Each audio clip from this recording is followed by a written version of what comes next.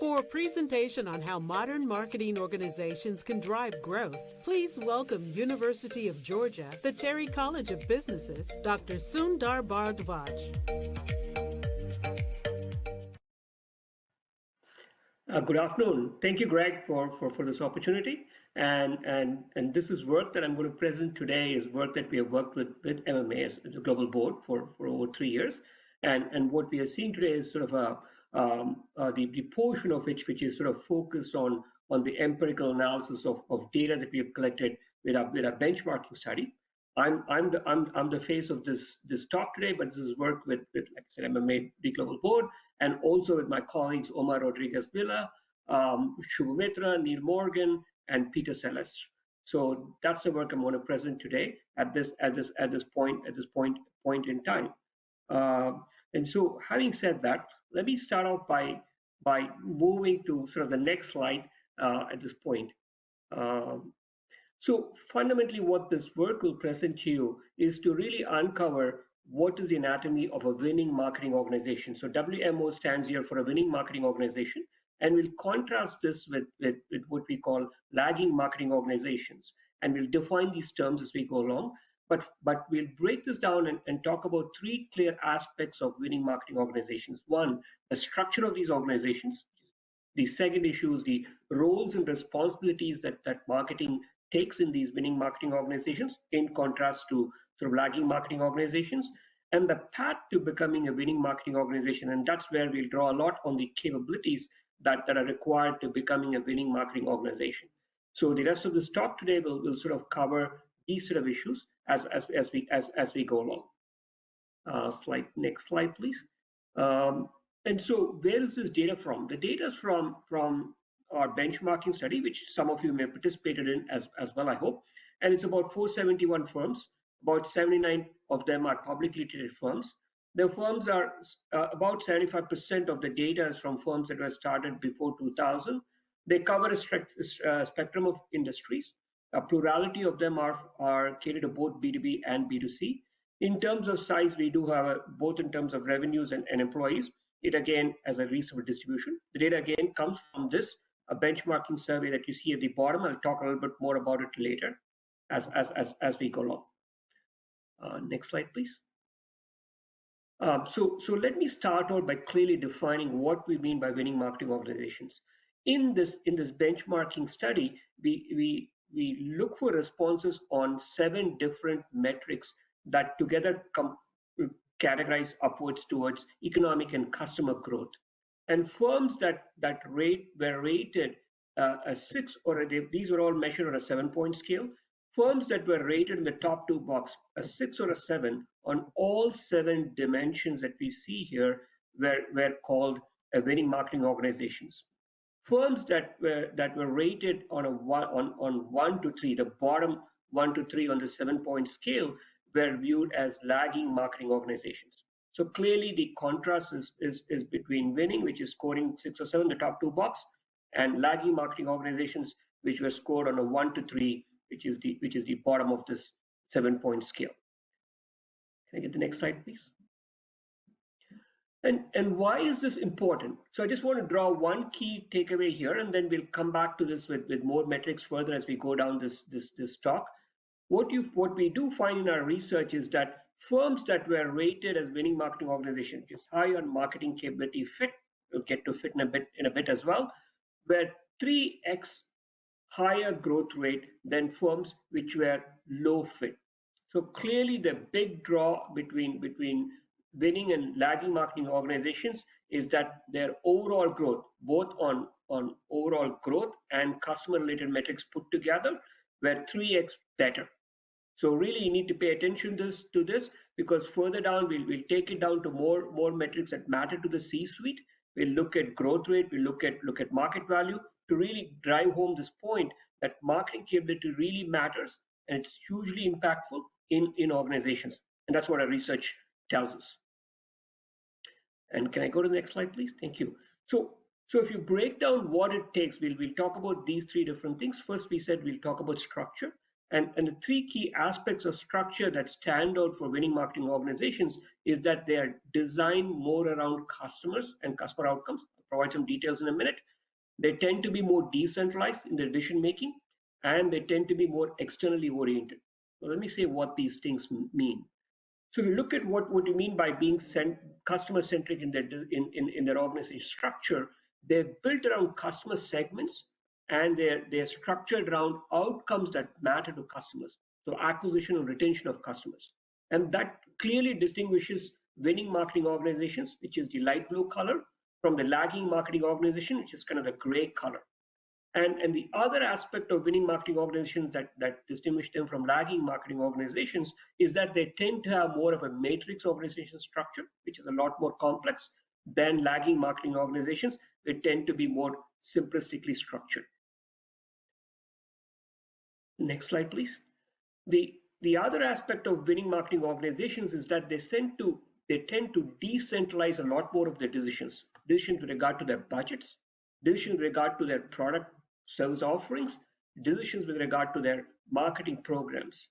So significantly more decentralized than lagging marketing organizations. In fact, in any of these differences that we show here are statistically different at 95%. So what you can see here is that winning marketing organizations are significantly more decentralized, which allows them to be a lot more agile in their decision making over lagging marketing organizations. Next slide, please. The other aspect that's really interesting about winning marketing organizations is that they seem to be a lot more open to external capabilities. So they tend to outsource a lot more of their activities than lagging marketing organizations. In fact, we go down and look at the differences across three dimensions of value, which I'll talk about in a minute here. On all three dimensions of value, if you look at it, winning marketing organizations tend to outsource more. Whereas the lagging marketing organizations tend to rely on internal capabilities. And what's also distinct about the three aspects is that winning marketing organizations tend to outsource a lot more of experience and exchange capabilities, whereas lagging marketing organizations tend to outsource a lot more of engagement activities. So let me define what these three things mean in a minute here. Can I go to the next slide, please? And what we do find, some of you may have read our Harvard Business Review piece, and what we bring as the framework behind the modern marketing organizations is that there are two key ways in which marketing can add value to a firm. One at the customer end, the other at the firm end. Today's talk will focus primarily around the customer end. So for the customer, firms can basically create value in three ways. They can create value through what we call as exchange value, where here what you're trying to do is match product offerings to specific needs of customers. So you're personalizing the offerings to meet customer needs. The other mechanism by which you can create value for customers is through experience, where you identify the pain points across the customer journey and try and minimize those pain points and make the experience a lot more enjoyable and a lot more convenient. So you fundamentally deliver convenience all through the customer journey. And the third approach through which you can create value is what we call as engagement value, which is fundamentally trying and building deeper relationships with the customer through community and purpose, and then creating value through that process. So your traditional, more branding, storytelling type of approaches is the third mechanism through which you can sort of create value for customers. So given this backdrop, let me jump over to the next slide, where what we do find is that winning marketing organizations leverage capabilities externally across all three dimensions of value, whereas lagging marketing organizations primarily focus on the engagement dimension of value, which is your traditional marketing sort of activities. You see a little bit more outsourcing there, but fundamentally they outsource a lot less. They rely on internal capabilities. What you see in the lower font at the bottom is that the specific activities, Greg alluded to 72 different activities. These are the subdimensions of value from the customer side. And what you find is that most of the outsourcing done by lagging marketing organizations is on aspects such as media management, social media, PR, and so forth. Whereas if you look at what winning marketing organizations do, is they look for expertise all across, from journey management to looking at loyalty management, to CRM, to pricing and product and so forth. They leverage outsourcing capabilities across the spectrum. Next slide, please. And so fundamentally, that's with regard to the structure. And what you do find with winning marketing organizations is that they leverage their organization is structured around customers and customer outcomes, and they are externally focused. So let's next step over to look at what particular marketing responsibilities do winning marketing organizations do. The first one is sort of a general impression, conventional wisdom is that it's about digital. Winning marketing organizations are more digital than lagging marketing organizations. I just want to take that off the table and say that I'll provide some data in a minute here, but fundamentally, it's not about digital. It's actually what activities that they do that really distinguishes winning marketing organizations from lagging marketing organizations. The second aspect that will stand out about winning marketing organizations is that their roles are significantly more involved in customer experience and in terms of customer engagement. So customer experience and fundamentally through exchange value, which is creating great experiences for customers and through personalization and delivering great convenience for customers. Engagement value fundamentally is a hygiene factor. In Maslow's hierarchy of needs, it tends to be a hygiene factor for winning marketing organizations. Whereas if you look for lagging marketing organizations, they tend to play a lot more on engagement. So let me provide some details here in a minute. Can I get the next slide, please? So if you go look at winning marketing organizations and lagging marketing organizations, on the level of involvement in digital, there really is no difference.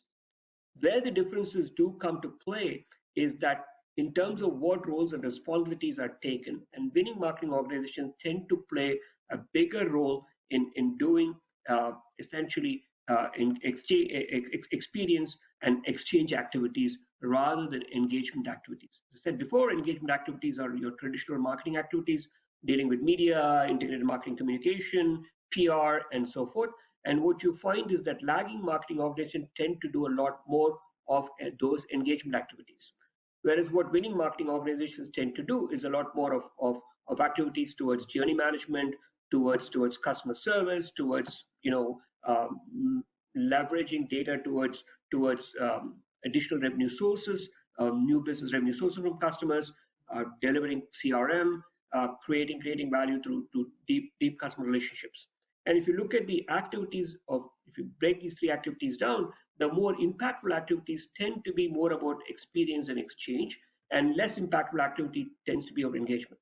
So fundamentally, winning marketing organizations do more impactful activities a lot more, whereas lagging marketing organizations end up doing less impactful activities and take up more responsibility of less impactful activities.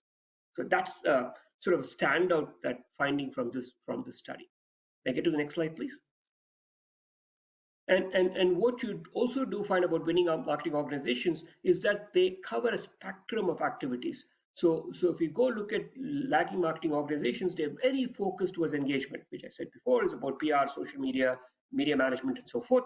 Whereas winning marketing organizations tend to cover a broad spectrum of activities, very diverse set of marketing activities, and they work across all of those set of activities and take responsibilities and lead on those activities. Next slide, please.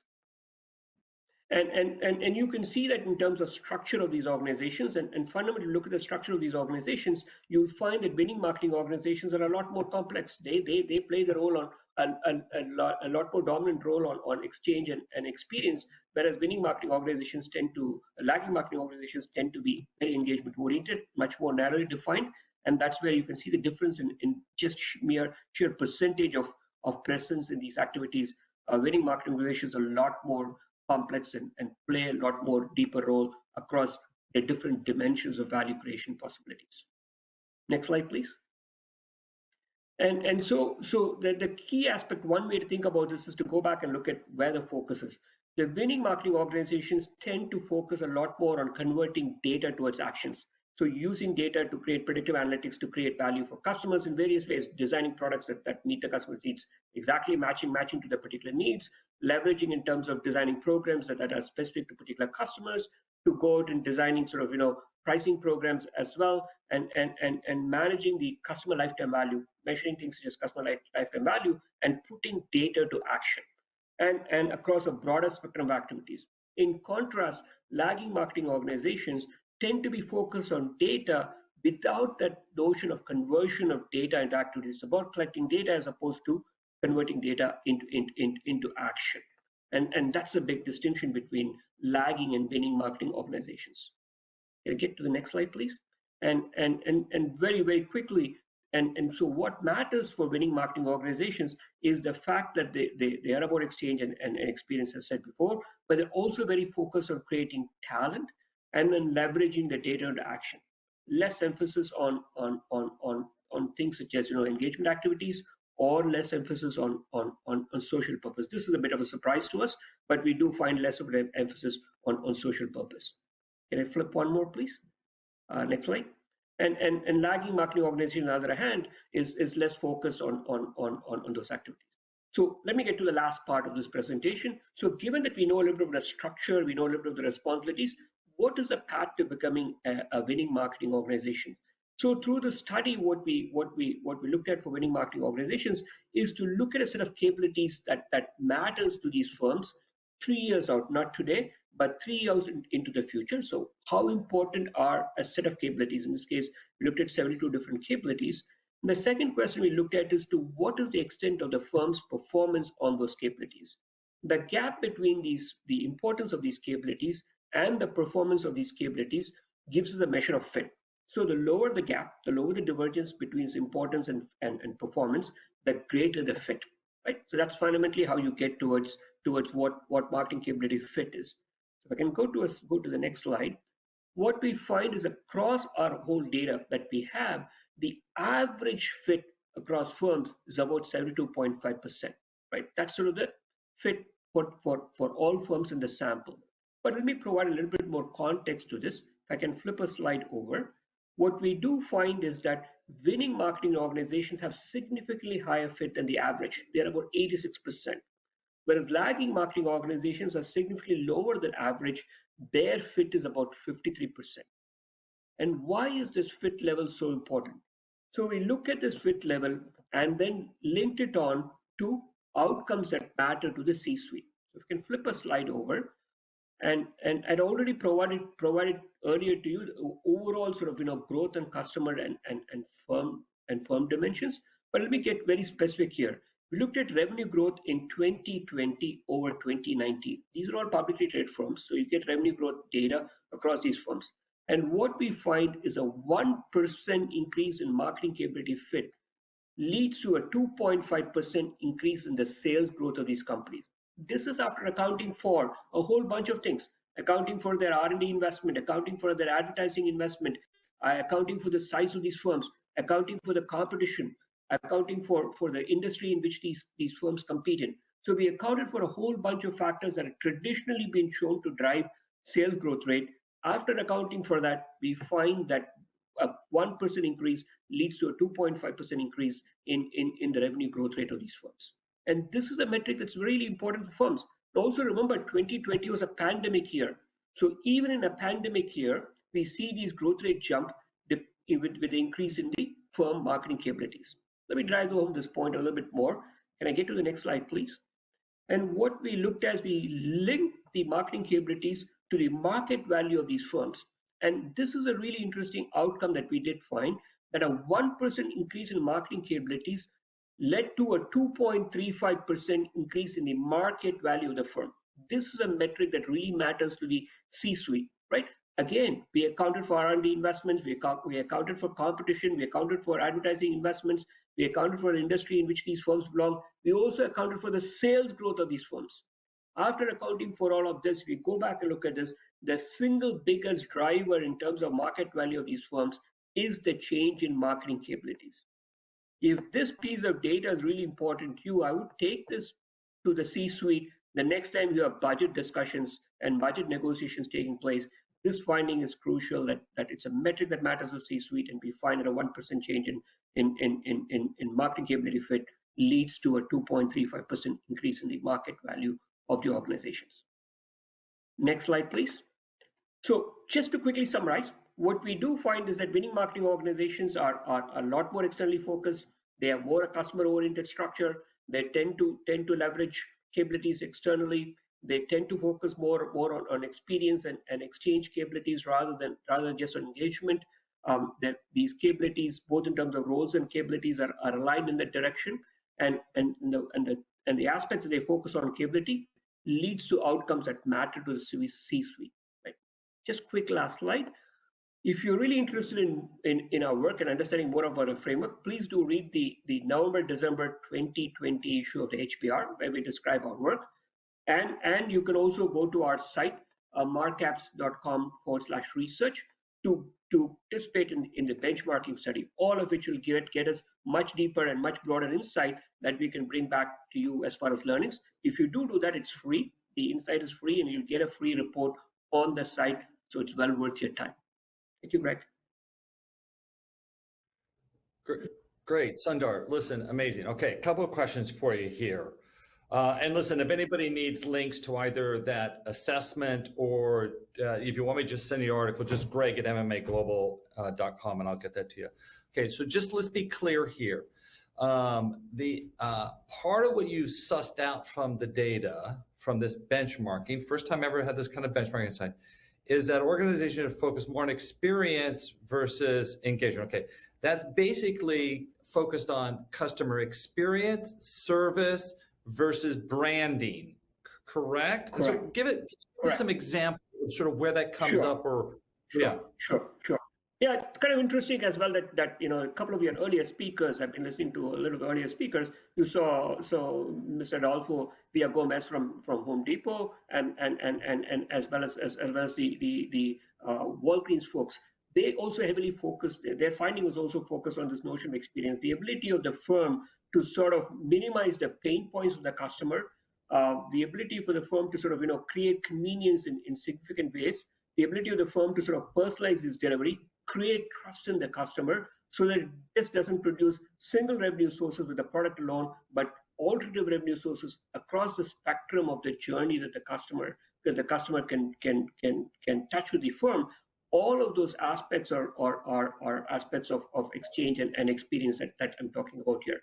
So it's about personalizing offers, matching exactly customers' needs, using AI, using the data that they have to leverage the ability to design product offerings and pricing and communication offerings that meet those sort of needs, but also going beyond and delivering across the journey of the customer to enhance convenience to the extent that's possible. Just in line with what those two speakers said as well. Okay, but does service, though, does this dynamic come up in, consumer packaged goods? Or, I mean, the example we usually use when we've been talking, within the board about experience is around how Delta has really improved the experience of travel and, buying of tickets. So what about different sectors and categories? So if you take the consumer packaged goods, the emphasis is a lot more on the ability of the firm to sort of, personalized sort of offerings to what customers sort of need, the ability to sort of leverage data on their customers, and then design products that are more consistent with customers to get towards more micro audiences in terms of customers, rather than creating these macro products, targeting very, very specific, the ability to sort of identify where these opportunities sort of lie. You talk about the movable middle, right? So what we may traditionally see, what the data might tell us is not where you traditionally go, but go identify these opportunities that previously was not seen, and then design product offerings to those specific sort of needs of customers. Okay. So it's as much about, in their case, doing experience in some regards and sort of actual interaction with the customer and so on. Okay. Absolutely. And certainly retail will experience tremendously. I mean, many companies have at least the direct exposure, if not sort of almost direct exposure with the customer and consumer today. As companies leverage these D2C approaches, then they get more and more direct, and these experiences start becoming more and more critical, even for consumer packaged goods, as they build a D2C channel. Okay, so here's a question that came in from somebody here. It said, so Sundar, can you comment about industry focus of winning marketing organizations? And so where they went here, they go, are DTC companies overrepresented amongst winning marketing organizations because they have better access to customer data? Variation of a derivative of what I was asking, right? Absolutely not. And that's one of the things I earlier said is, 75% of the companies in our database were established prior to 2000. So we do see a mix of D2C organizations and your traditional organizations. In fact, one of the key findings is it's not about digital. It's what you do with the digital that matters in terms of marketing activities. So we see a mix, both D2C and traditional businesses in our database within the winning marketing organization set. So companies that have better marketing capabilities seem to win. I'm getting a lot of echo there. I don't know how that's coming through. I guess they'll fix it. Okay. Hey, I'm getting. I also, your data point about a 1% increase in fit produces a 2.5% increase in sales. If I heard that, so qualify the point. Right. Sales growth, yeah. And 1% increase in fit is not a reduction or increasing in marketing expenditure. Is it just in essence getting rid of some capabilities and focusing on other capabilities? Is that what the 1% fit usually is getting at? Yeah. So our fit measure is looking at what's important for the organization next 2 to 3 years, and then how well you do on those attributes. So what we do find in our research is there are lots of organizations which perform really well on things that don't matter. And that allows them to reallocate the resources towards things that matter. So what's important for the organization and reallocating those resources. And the better you are at focusing your performance on things that are important for the firm's success in the next 3 to 4 years would then lead to greater fit. And that greater fit in turn is sort of, in a fancy regression is associated with improvements of 2.5% in sales growth. In our case, we looked at 2020 over 2019. Yeah, I mean, listen, we've talked a lot, quite a bit, which is, it's not as much about what we do as sometimes what we do less of. Right. And that marketing, I think our fundamental belief is that marketing has a tendency to add and not subtract. And that's kind of part, we lose focus. We don't know what's delivering value. And therefore, we start a social group, or we start a programmatic group, or we start a mobile group, or we start every group in the world to somehow satisfy marketing efforts. But it tends to be kind of, I don't know, maybe we've got 5G groups coming here soon. I don't know within marketing organizations. We just got a little carried away. That's the point, right? Yeah, I think that's exactly the point. And the other big takeaway from our study is the fact that, if you look at lagging marketing organizations, they tend to very heavily focus on these engagement activities. And what we do find is that, it's the experience and exchange activities that are bigger drivers of outcomes. And so they tend to take more responsibilities of activities that seem to be less important in terms of driving performance. Yeah. So it's a double jeopardy situation. I love it. Listen, I've had a chance now to watch this for a little while, and I'll tell you what this reminds me of. I remember back in the early 2000s working when I ran the IB and working with Rex Briggs, who created multi-touch attribution. And that had the same sort of revolutionary feel, like for the first time ever, we could start to measure marketing impact at an individual consumer customer level. That's what basically MTA fundamentally became, and then attributed it. This has the same sort of revolutionary power to it. So I can't thank you guys enough for, inviting the MMA to work with you and giving us the opportunity to help develop this. I'm sure 10 years from now, I mean, listen, here's the prediction. You ready, Sundar? Every CMO is going to have to annually measure their marketing org fit and make changes on that. But it will be an annual process to measure your marketing org fit. Am I correct? Absolutely, Greg, and I thank you again for the opportunity. The second point I want to make is that marketers tend to undersell themselves, and marketing capabilities drive metrics that matter to the C-suite. And we need to take the language away from cutting budgets to saying that, look, here's how we hit the top line, here's how we create value for your shareholders, here's why we help with social purpose, which many of your speakers have talked about as well, and that's how we drive the overall value across multiple stakeholders in the firm. And so I think it's what this measurement that working with you has given us is an opportunity for companies to go and create this sort of audit very similar to what the accounting and finance guys do on a regular basis. And we have an opportunity to do that with our measurement and guidance here. Great. Thank you. Appreciate it. Insights. Okay.